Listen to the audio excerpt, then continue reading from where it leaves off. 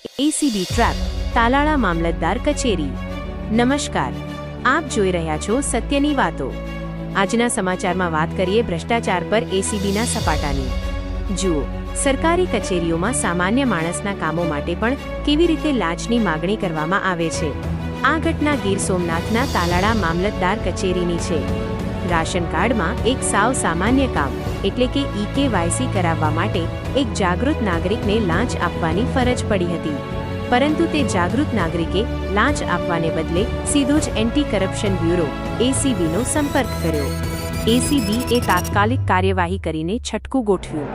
આ છટકામાં કરાર આધારિત કોમ્પ્યુટર ઓપરેટર મહેન્દ્ર ઉર્ફે મયુરભાઈ પટાળ તથા 2 વચેટિયા એટલે કે પ્રજાજન આરોપીઓ પણ ઝડપાયા। કુલ 3 આરોપીઓ 1200 રૂપિયાની લાંચ સ્વીકારતા રંગે હાથ પકડાઈ ગયા।